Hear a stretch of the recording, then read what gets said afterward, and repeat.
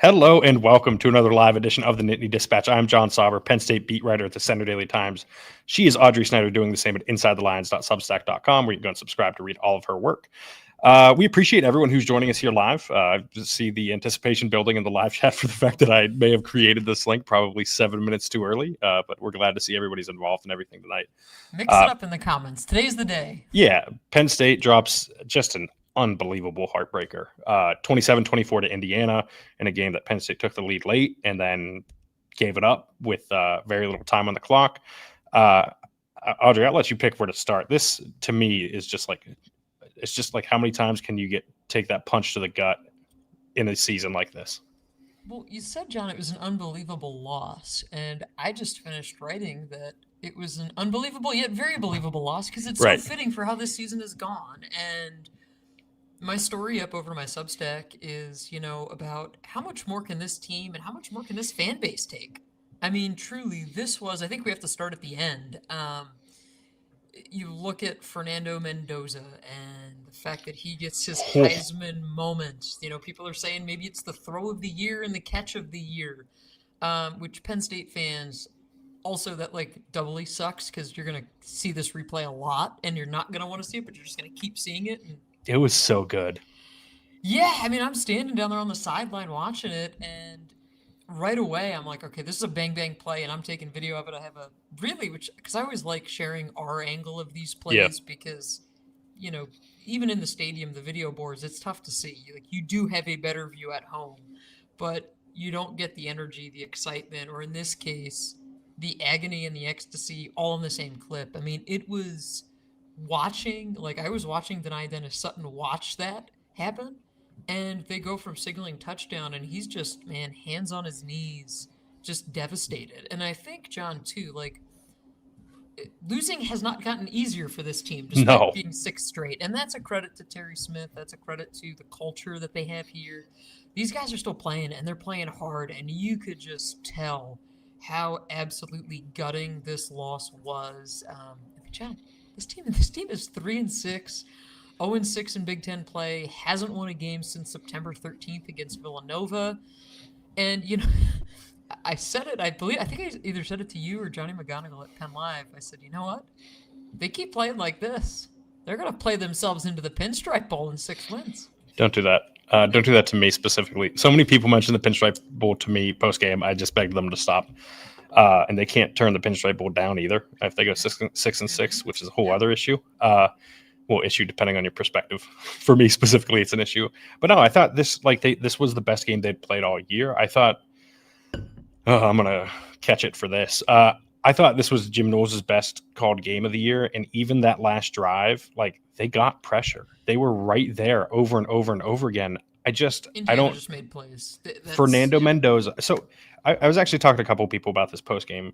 I don't know that Indiana is the number 2 team in the country, as a whole. I think Fernando Mendoza is the best quarterback in the country. Elijah Surratt, when he's healthy, did not play today, is one of the best receivers in the country. And Mendoza especially, but Surratt too, elevate this team to being the number 2 team in the country, if that makes sense. So they are, I do think they're that good, but I think a lot of it is Mendoza. And he is an unbelievable quarterback. Audrey, the number of hits he took and got throws off still, the number of times he got hit right after making a throw, the number of insane throws he made in those instances too, just time after time. And it helps that the receivers are making a great play on the ball.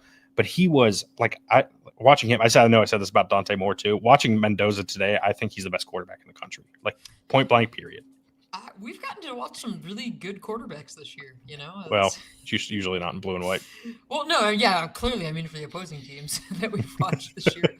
But, yeah, it's amazing. And you and I, we've had this conversation many times about Drew Aller this season and what really good quarterbacks can do to help elevate a team. And this is what it was supposed to look like. Yeah, this was on the other sideline, this was what you could have had. But I do think from the Penn State side of it, too, there were glimpses in this game of what we thought we were going to see from this team all year. You look at Nick Singleton and, this is the best game that he played all year. And talking to him afterward, he said, yeah, this gave him some confidence that he could kind of do it, which, it's crazy that you hear a senior say that, But Yeah. the way his season has gone, you understand it. You look at Nittany Sutton. This is the best game that he's played in Big Ten play. Ethan Grunkemeyer, the second half, they started to take the training wheels off. And the vertical passing game that we've heard so much about, that they finally started to do, because as Terry Smith said, they started calling plays. They started doing it, which there's a lot to unpack there too. That was, we can talk about that now. That was, so Terry was asked, I believe it was by Mike Gross, who has his own Substack as well. Did you go subscribe to? And Mike essentially said, like, what changed in the second half that you started taking vertical shots? And Terry, like, took a beat. And to me, and this is my interpretation of it, to be clear, I'm curious, you have the same one. It made it seem like he wasn't sure if he wanted to say what he was about to say, right? Like he wasn't sure. He like took a second to think, like, should I say this? And then he pretty plainly put it that essentially they finally started calling vertical shot plays. And I don't know how you take that as anything other than a direct shot. The answer was just blatantly like, we started calling that, or something. It was very, let me see, very terse and very straightforward. And to me, that is a shot directly across the bow of Andy Kotelnicki. We made calls to throw the ball down the field. So now, initially, John, I took it the way that you took it, of like, man, he just threw Andy Kotelnicki under the bus. What I will say that slightly changes my thought on this a little bit was talking to Nick Dawkins afterward. And Dawkins, we were talking, and I asked him about Grunkemeyer and kind of like what changed in the passing game in the second half. And Dawkins made a really good point, and he said, so much of what we were setting up in the first half was to set up those shot plays. So he's like, once we did that, like we kind of had to set it, and then the second half it starts working. So I do think, you can kind of read that of, we made calls to throw the ball down the field because you were maybe setting that up in the first half. So I still think. No, I think that's fair, but I also do think, like, you don't, again, he took a beat to say it. Like, he's clearly thinking something in that moment. Honest. Yes. Yeah. He had to decide if he wanted to keep being honest in that moment, and then he decided the answer was yes. And that's why it's great covering interim head coaches, because you get so much more, especially with Terry. Like, and Terry's fantastic in general with us. Yes, like he's not hiding anything. You're getting straightforward answers, and I will say too, for all the players that we're speaking to, like, this is a team that isn't holding anything back in terms of how they answer. Like, it's very honest. And I found Nittany Sutton, again, like, he's one of those guys that's so intense, but also really direct. He's fantastic. Really I think he's one of the best players to talk to on the team. Yeah, and so I spent his whole media session, I was next to him and trying to pick his brain, and I pulled up a couple quotes here, and I think this one really hits the nail on the head. He was asked about, the defense and how overall, they had a good game when you look at this high-powered Indiana offense, and Denai said, We had a pretty good game, a decent game as a defense, but when it mattered, we didn't show up, and that's what defense is about. We didn't show up in those tough times in the end zone, 7-yard line on third down. We didn't show up. And Denai said he talked to the team afterward and said to them, like, the defense, we let you all down. So there's still, and again, that's a theme this year, John. When you look at these big moments, the defense can't get a stop, can't get off the field. You let Indiana go 80 yards on you on a drive that starts with a Zane Durant sack and ends with that crazy touchdown. That's just blow after blow. And sure, like, Indiana, yes, made some ridiculous plays during that drive. But that's just got to be so tough to take. And you could tell. For sure. Watching those guys post-game, A.J. Harris was still sitting on the bench just totally stunned. And it's like, literally, the team's down in the corner singing, a very somber alma mater. And these guys are still on the bench, just, like, absolutely in disbelief. Yeah, I do disagree with Denai that they came up short. Technically, yes, they came up short, but I thought they did everything they could that last drive. That was just, like you said, Fernando Mendoza's Heisman moment, right? I think we're both Heisman voters, right? Yeah. Did you get yours taken away from you? Did you do anything wrong? No, I was essentially asking if you got yours taken away. Why did I get mine taken away? I don't know. Just a thought. I've done nothing wrong, John. That's right. In fact, I just clarified it this week that I still maintain my vote. As everyone knows, Heisman your voter, subject knowledge knows no bounds as well. It is more than qualified. A special thing for me to get a Substack Heisman vote. Yeah, it's important. Special badge or something I can. Yeah, I did almost forget to send the email. That is part of why I brought it up. But no, I think, like, this was just Indiana winning the game more than Penn State losing it, where this year it's been a lot of Penn State losing the game. But you're right, like the emotional first half, I'll push back on that, but carry on. No, I'm saying at the end of the game, to be clear. But like the Oregon game, they lost because Drew Aller threw a ball straight to Dylan Tiedemann, right? Like, and we can go to other games and point to things like that. But I think we need to rehash all the losses? No, we don't. That's why I'm trying to move on. But like, I think the emotional toll was clearly building up, and it just takes a lot out of these guys. That's what I wrote about. You can find it at SunDaily.com. But like, it's this idea that it's just another gut punch in a season full of gut punches. Like every time they feel like they're going to get back up, they get knocked down again, and they get back up, and they're going to like. And I saw play that song. Yeah, no, we shouldn't, because we'll get a copyright strike on you. No, we'll get a copyright on YouTube. Yeah. But the karaoke song for you, yes. At what bowl game? I do think I saw in the chat earlier. A lot of karaoke bars. Someone said that the most fitting way for this painful season to end is with a 6-6 in a bowl game. Which, like, yeah, I kind of feel like this team should win these next 3 games, or at least have a chance to. Mercifully, I hope they don't, and they consider us. But yeah, this and honestly, like, I think there will be a conversation with the bowl about like, hey, we might not have a roster. Like this could be really weird. Like that's why I've been asking about this and kind of beating the bowl game drum for my own self, personal interests, but also like, again, the timeline though is January 2nd of when players can officially enter the portal. However, we all know that in December they're going to start tweeting out, "Hey, I'm done." Yes. Posting on Instagram like, "I'm done. I intend to enter the transfer portal." So again, all those guys who intend to enter the portal, they're not going to be practicing for a bowl game. So that possibility of this being a 6-win team, again, I do think, John, because again, they didn't get their moment today, and that would have been really great for these seniors, for this fan base, for Terry Smith, like that. That it was felt really poetic. Tough. Honestly, they win. I'd probably write of course they get the top 5 win when it doesn't mean anything, but it still matters to these guys type of thing. But yeah, like that's what, like, it was tough to watch. You could tell how bad they wanted. Denied Dennis Sutton even said, like, you're riding the wave of emotions during the game, right? The roller coaster. And he's like, man, we're really going to do it. We're really going to beat the number 2 team in the country. And then it's just, they walk down and score. And it's like, you just have to, you're feeling it then. Like, because it's not just that you lost, it's you thought you had it and then you lost. And that makes it even tougher. Yeah, I mean, I projected a blowout coming into today. I think we all did. And those are, especially like as a sports fan, blowouts for me are always a lot easier to take when your team just gets absolutely put down right away. It doesn't really get you bought into the game. But they kept this fan base engaged throughout the game, and the fans were great. Like, they were phenomenal all game. And it was way more full than I thought it was going to be. Early on, it was very sparse. It was not looking great. Honestly, even right up until right around kickoff, it's like, oh, this is not like they're trying to do the whole helmet stripe thing. It doesn't look great. And then next thing you know, the first, like, just a bit of a late arriving crowd because it's a beautiful day.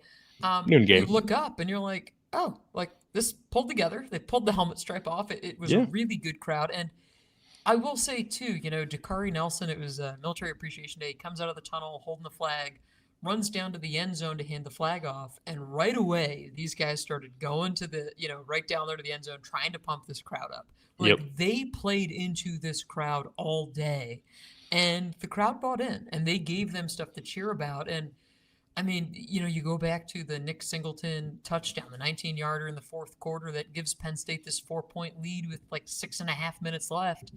And that's the first time, now granted, they've been away for a month, but that's the first time in a long time where there has been some healthy excitement in Beaver Stadium. And I do think it spoke volumes, too, that the fans stayed, but also they stayed and cheered this team off. Like, they were very much there to support. They were supportive, yes. Yes, and I was going to say that, noticeable change.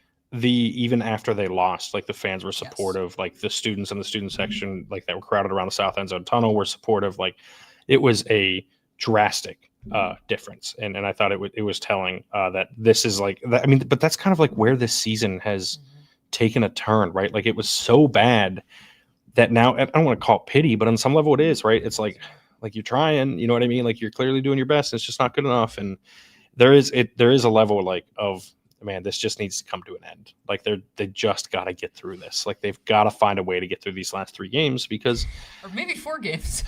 Please don't do that. Please just say 3. Let's agree on 3. And if we keep saying it, it'll happen. One pinstripe bowl. So yeah. you know what? I've covered. Fun fact: I believe I was at that as a student in attendance of that one, if I remember correctly. We will talk about. It was a time.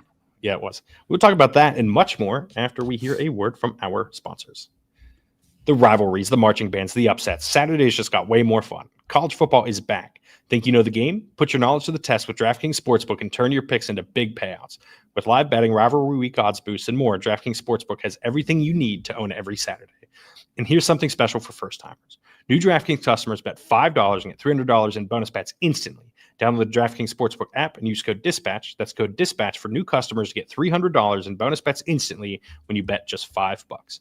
In partnership with DraftKings Sportsbook, the crown is yours. Gambling problem, call 1-800-GAMBLER. New York, call 877-8-HOPE-NY or text HOPE-NY 467-369. In Connecticut, help is available for problem gambling. Call 888-789-777 or visit ccpg.org. Please play responsibly. On behalf of Boot Hill Casino and Resort in Kansas, fees may apply in Illinois. 21 plus age and eligibility varies by jurisdiction. Void in Ontario. Bonus bets expire 7 days after issuance. For additional terms and responsible gaming resources, see dkng.co/audio. John? That was a real up and down one, I'm not going to lie. Well, up and down. You're right in the wave. I really was. Would you like to stand up and show the people what you're wearing today? No, but I did see a comment early before we went live, or maybe it was right after we went live. Someone said John had to go change into his rowback. Fun fact, I got here in all of this rowback. The hat, the hoodie, and the joggers. All 3 today. We can't tell that you have the joggers on. You could just be lying. You know I have the joggers on. I don't. I think you need to stand up and show the people that you're wearing. I don't know. Here's the thing. I don't remember where the logo is on the joggers. That's setting us up for a problem. Yes, I don't want to do that. We don't want to be problematic for our friends over at Rowback, where new customers can save 20% off their first purchase at rowback.com when they use code TND20. That's TND20 as in the Nittany Dispatch 20. And John? New York City, Christmas time, gets me thinking, pinstripe bowl, but also time to start your Christmas shopping. And you can do so over at Rowback and use code TND20. Well, and real quick on Rowback, I went golfing yesterday, unsurprisingly. So I wear Rowback a lot during the summer, polos, shorts to golf. And again, hoodie, joggers to golf. It's fantastic. So for any golfer in your life, if you are golfing, this is like genuine, not just because they're a sponsor. Rowback is the move to make for Christmas gifts, for any type of gift that you want to get for someone. Yeah, they have nice. Actually, I was talking to some fans pregame today, and they were wearing the Rowback that We Are collection. So yeah, I was chatting to them, which was also a very good reminder, John, of like they brought up a point that I hadn't really thought about, but I think it's a good one, and it's. Their hope today, and Penn State, I think, accomplished this, was, you know what, we just hope it's a good crowd. We hope that the team shows some fight, some grit, because they were thinking about it from the perspective of, we want this next coach to see what we have here in terms of the atmosphere, the buy-in. Now, granted, I still think this is. I don't think you have to worry about reset. That. Yeah.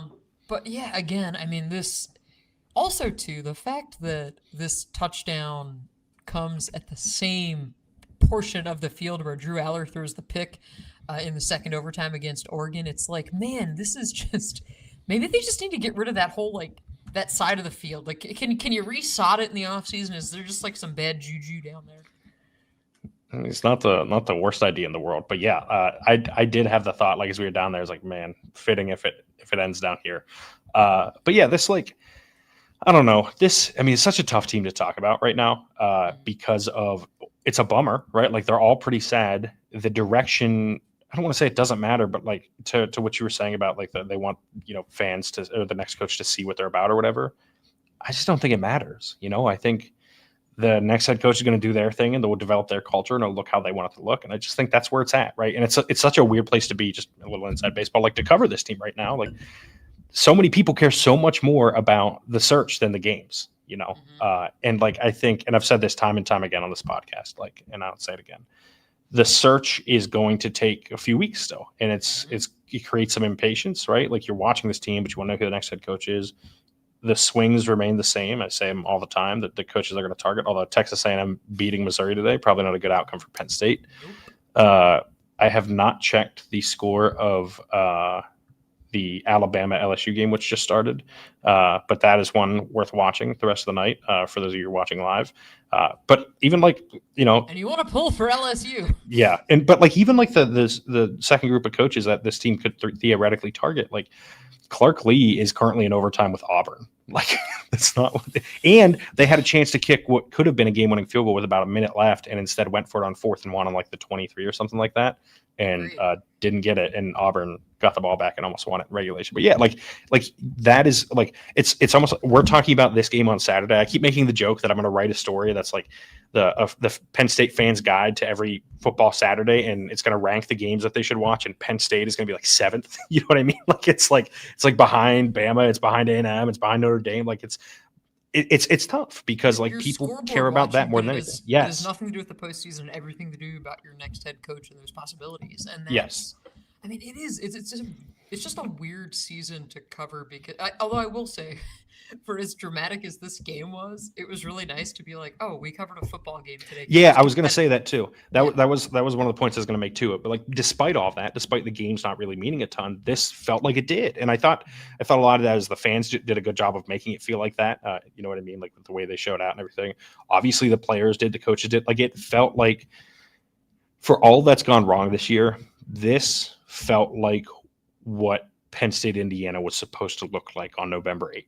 You know what I mean? Mm-hmm. Throw out the record. Like, this felt like, had these teams been number 1 and 2, number 2 and 5, number 7, whatever, like, this is what we thought it would look like. And it was nice for like this momentary reprieve of like, we're back to covering a football team. We're back to, and I'm sure for fans, like they're back to watching the football team they care about and rooting for them to win rather than just hoping they don't get embarrassed, which I think has been the case for the last month. And like, it was a nice reprieve. And look, this team's probably going to be pretty good down the stretch, as I'm seeing that in the chat. Someone mentioned that it looks like Wisconsin is about to beat Washington, which is wild.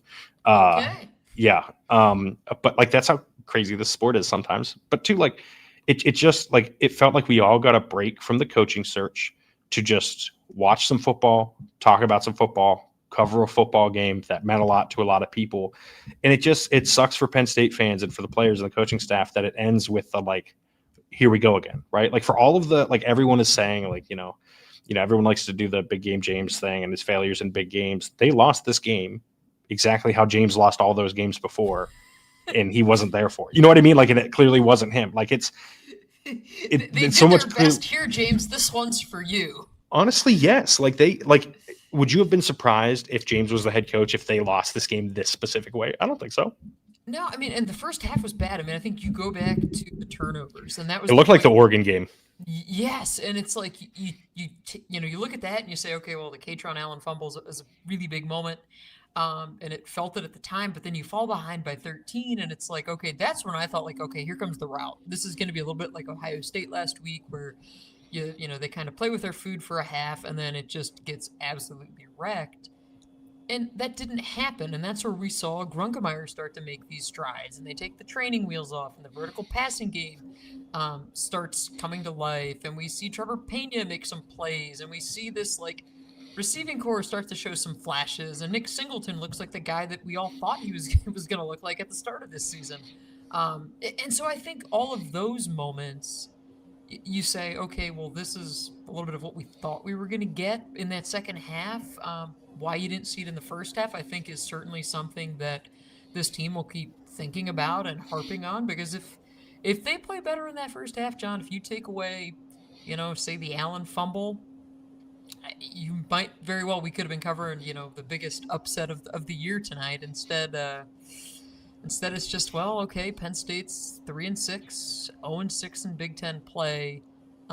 You're going to Michigan State next week to play a really bad Michigan State team. One of these teams, spoiler alert, Michigan State was off today. One of these teams is going to win, and that team is going to have their first win in the conference and get the land-grant trophy. What a prize. I think Penn State should win that game going away. Like, I think they're going to. Honestly, I think if they're going to lose a game, it's probably Rutgers to end the year. I think they'll beat Nebraska too at this point. I just want to be clear. I'm seeing in the chat that we didn't give them a chance this week. Correct. Neither did anybody else. No. We didn't even consider giving them a chance. Yes. Yeah. If you guys thought we were going to pick Penn State, you got nothing coming. Yeah, like it was one of those things. Like, what from this team would make us give them a chance? Like, what had we seen? And it helps Nothing. that Indiana didn't have Elijah Surratt, like their best receiver, who's one of the best receivers in the country. But yeah, I mean, of course not. Like, I don't know. I'm not embarrassed by the fact that we didn't give them a chance. Like, they were playing like shit, and they didn't for once. You know what, John? Yeah. Maybe Vegas knew something that That was that was interesting. I talked to a lot of people about the spread this week, and it was 13.5 by the end. I think it closed at, and I was like, man, like obviously we don't bet on a team cover and everything like that, but people ask me about like what I think about it and everything. I'm like, it just feels like Vegas has got it wrong. Like I said that to pretty much, I was like, there's no way I predicted 45-13. I did not think that Penn State had any chance in this game, and they sure did. They had more than a chance. But yeah, I'm surprised that they played this well, point blank, because we haven't seen them play this well since, the UCLA game, the offense played that well, but we haven't seen them play this well since Oregon. Yeah. As a defense, and the offense really hasn't played this well all year, if we're being honest. And so I don't know. I don't know what to tell you. Of course not. I picked something like a 45-10 or 48-10, something like that. Very a lot to a little. Score. Yeah, very similar to what I picked the previous week against Ohio State. And I think, and again, you go back to, we haven't touched on this yet, but Chaz Coleman wasn't playing today. He was listed as out on the availability report. We'll definitely ask Terry Smith about that on Monday. Again, hopefully not saying anything that gets me in trouble. I believe he's hurt. I believe he's legitimately hurt. I wouldn't. This is not. People are going to do he's going in the portal. He's banged up. I wouldn't. I wouldn't look too far into that. And I think Terry Smith did say he hit on the point. Again, which he keeps hammering home. He's like, you can't play for me and quit. That's not. You're not. Oh, he really hammered that home. And it's like, again, John, watching this guy operate, it would have been a really interesting conversation we could have had if Penn State wins and Terry Smith's not getting the head coaching job. We all know that. But if they would have won, I think then that would have really set up, again, that doesn't change anything, but I think it would have set up for a really compelling case or just an interesting, just some interesting chatter for us and a loss. Again, not going to change anything, but I don't think it would have set up for anything. It would have. There would have been some fan chatter about it. Again, it's not going to change anything, but it would have been. I'd have been shutting it down like I was Fran Brown and still am. Yeah, but it gives a little juice to talk about. But yeah, I don't know what you do the rest of the way. Again, I know everybody wants to fire someone after every loss, and again, you just got to get this thing finished, and that's the challenging part. But I think the theme that this team reiterated tonight is that they still care and they haven't quit, and the coaches still care, and you can see it. So I think that's certainly notable. Yeah, and a comment here from Jack that says, I think T. Frank said he didn't think it was possible for Penn State to score a touchdown. I think he did say that because I think I told him that too, and I think him and I were talking about how we agreed about that. It was this is what we all thought. It is what it is, and I don't know that T. Frank said that for what it's worth. But yeah, I think this is that was the general expectation around this team, that's what this would look like. We've covered a lot here. Audrey, is there anything with the search that you think we should discuss? First off, anyone has questions, feel free to leave them in the chat. We'll try and get to them as soon as. Real quick, I see. So, whose head coach is getting fired tomorrow? Off the top of my head, I don't think anybody. Luke Fickell was saving his job. I was going to say, funny. Not Luke Fickell and Michigan State. You're not going to fire the guy. Not off the bye week. I think most coaches are pretty secure right now. Again, trying to think off the top of my head, I don't think there's anyone. Yeah. That's probably fine. I think the search, again, you hit on it before with the patience piece. They're going out, they're interviewing people, they're moving through their list, but you're still waiting on your top guys, and you're going to keep waiting, and we're all just going to keep doing this song and dance, and there's going to be a hot name seemingly every week that pops up, and then hopefully we've moved off the Brian Hartline talk, because I think you and I, we've moved off the Brian Hartline talk and shut that down last week. To be clear, we were never on the Brian Hartline talk. Mm-hmm. There isn't Brian Hartline talk. And listen, I know that Urban Meyer went and said that he never met with Penn State. And I'm certain that Urban Meyer means he never met in person with Penn State. Can you just stop mentioning that name every week, John? No, because here's the problem. No, I can't. But that's where the Heartline stuff comes from, right? It just is what it is. and that's fine. But yeah, I think that's where this is at. I see it Also, in the it's chat. agents, Someone man. asking. Agents are where you're getting all this juice from in So, coaching searches. Like, this is the inside baseball piece, right? Like, when candidates are getting hyped up and all these things, like, everybody has an agent. And our job is to sift through that and to know when it's real and when it's not. And that's what Audrey and I try and do a good job of, in telling you, the listeners and our readers and everything, what you need to care about, what you need to know. And I don't want to get myself in trouble with this one. Some agents are working very hard and doing a really good job for their clients right now, despite there not being a ton of interest. But I just a couple of things to see in the chat here before we get out of here. Someone asked about hiring Brian Kelly, former LSU head coach. I don't see it. I just don't anticipate that being a case here. Someone mentions Bryant Haynes being a good hire, Indiana's defensive coordinator. I like Bryant Haynes. They're not going to hire a coordinator. I honestly, I'm not reporting anything, to be clear. It's just, it would make sense. And, you hear things about other searches and stuff. If Bob Chesney gets a different job, I could see Shanahan or Haynes going back to James Madison as head coach. That would make a lot of sense to me. Someone asked about Pat Fitzgerald. Not happening. I think Pat Fitzgerald actually has a pretty good chance of being a head coach somewhere next year. I get that sentiment. I just don't think it'll be at Penn State. Someone said I'm praying for LSU and Navy victories tonight. I don't care. I do not care either way. I'm just trying to bring you as accurate information as I possibly can at the moment. Do that with my coaching board, which I'll have another one up on centerdaily.com on Monday, and do it on this podcast, which will be live again Tuesday at 7 p.m. to talk about all of this stuff. But yeah, outside of extracurricular activities, I don't really care who wins these games. It is what it is. I think, John, we need to really start keeping our focus on the most important thing this week. Urban Meyer. The Land Grant Trophy. Oh. And I think we just need to remind everyone that the wackiest trophy in sports will be on display next Saturday in Lansing, and it feels like every time I've been there, and I've been there a lot to cover games, it's always a dreary day. It's never good. I remember I think it was the last time, no, second to last time we were there. There was a snowstorm. There was a snowstorm, and if he's listening, Ben Jones of benofstatecollege.com now has a Substack that you can also subscribe to. Him and I drove up together, and I hope he doesn't mind me sharing this story, but he picks me up at my house, and he got the rental car, and he pulls up in a Dodge Charger, and like all excited. He's like, I looked at him, I was like, "You idiot. Did you look at the weather?" He's like, "No, why?" I was like, "It's going to snow." Yeah. And we skidded through an intersection after the game. I remember we ate dinner at an Applebee's because it was we sort of skidded into the parking lot. I was like, "Sure, guess right in here." It was near our hotel. But yeah, it was a very fun trip. I love Ben. I very much appreciated that at the time. Well, not as much at the time. Very much appreciate it now.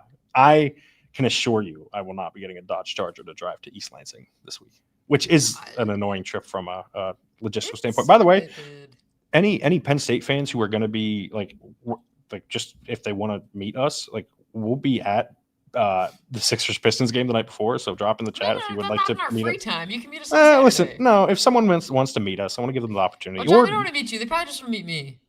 I don't care. That's fine. I'm so alarmed every time someone says hi to me. John's trying to blow our big night out, our big Friday night out. True. Yeah, us, a couple other beat writers will be there. So if anyone's interested, feel free to reach out to us. Entertainment. That's honestly, John. This Sixers game is the only thing that's keeping me engaged in this trip, because I'm like, listen, with all the airline stuff going on, it's like I have a flight. I could just cancel the flight right now because my flight maybe doesn't happen. But I'm driving, committed to that Sixers game, so that's. Yep. Yeah, so if you see us, come over, say hello. We'll chat. Always. We'll fix the offense. We'll fix the defense. We'll fix the special teams. We'll hire the coach. Yeah, we'll hire the coordinators too. If you want position coaches too, we'll hire them as well. Yeah, and then we'll just deny that we said anything we ever said. And then we'll pack for the Pinstripe Bowl. Yes. But no, I think as long as there are no other questions in the chat, again, very appreciative of everyone that watches live, listens after the fact. Extremely grateful for you all, listeners, watchers alike. Don't forget, if you're listening after the fact on Apple Podcasts, leave those 5-star ratings and reviews. Those really help us out. If you are watching on YouTube, hit the thumbs up button down below. Hit the subscribe button. That really helps us as well. We are very close. I think we're 80 subscribers away from $3,000 or $3,000 subscribers. That's your fault. You sent a text to me that I just saw. We're gonna get rich. Shut up. For 3,000 subscribers. I hate myself for that already. I'm going to be thinking about that mistake more than I think about the ad read mistakes that I make all the time. Dude, what are we gonna do? What are we gonna do? $3,000 just for this short. Hey, chat someone just where said we they fix Penn subscribed. State? Appreciate that. Just Awesome. pop it up on the screen here. Again, if you're watching on YouTube, hit that thumbs up button. We really appreciate it. The march to 3,000 is on. Yeah, whatever. $3K. I'm not gonna lie. I'm tired. I woke up earlier than I ever do, and we're still in the stadium 12 hours later. But no, we're appreciative. I can't say enough of all of you guys. It's fantastic. Everyone who listens, watches. If you want to read everything we write, you can find Audrey's work at insidethelines.substack.com, where I can't recommend enough that you subscribe. It's well worth the great coverage she gives. You can find her on Twitter at @OddSnyder4, and you can find her on Blue Sky at audreysnyder.social.bsky, or not bsky.social. I don't know. Yeah. I'm very tired. You're better than me. I'm not sure yes, what it is. Yes. You can find me on Saturday at SaturdayDaily.com. You can find all my writing there. You subscribe there as well if you would like. I would greatly appreciate it. You can find me on Twitter at John Sauber. There's no H in John, JONSAUBER. You can find me on Blue Sky at johnsauber.bsky.social. That's definitely what it is, because I was out of rhythm when I said it the first time and I had to recover there. I have one more thing to say, John. Monday Night Football. Oh, go Birds. Go Pack. Yeah, go Birds. All right. If this podcast doesn't happen Tuesday night, it's probably because we got in a fist fight over the Eagles-Packers game, and we had to be restrained and never speaking to each other again. Actually, yeah, we have to get our TV channels figured out first. I gotta make sure. Speak for yourself. Yeah, Some of us have backup That's a Sunday plans. problem for me. I don't miss Eagles games. All right. I think that is a good place to leave it. Again, appreciative of everyone here, everyone listening, watching. Excited we'll be back on Tuesday at 7 p.m. live, like we always are, to talk Michigan State land grant trophy and probably like 45 minutes of coaching search, if I had to guess, because that's usually how this goes. And then we'll get yelled at again for not talking about the game, but it's fine. 45 minutes of land grant trophy. I will try. Listen, this is my commitment to you, the listener and the viewer. I will not let Audrey talk about the land grant trophy for 45 minutes. I will talk about the coaching search as much as I can. We'll see what changes between now and Tuesday, which some stuff good. Games are happening. That's going to be a lot of what decides this coaching search. Until then, thank you for tuning in. Have a great day.